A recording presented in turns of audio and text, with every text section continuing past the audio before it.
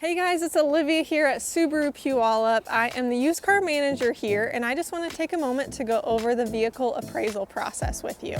Whether you're looking to sell your vehicle outright or trade it in for something a little newer, it's going to be a very simple and stress-free process. To start the appraisal process, I will scan in the VIN number of your vehicle and then inspect it. From there, I take it on just a short drive to make sure everything's working properly. I'll take that information that I've collected and compare it to current market values and data in order to give you the most accurate and fair value for your vehicle.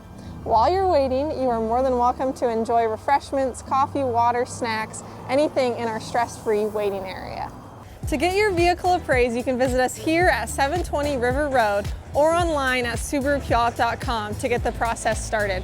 We truly can't wait to see you guys, but to learn a little bit more about your stress-free dealership, you can like and subscribe to get some more awesome videos.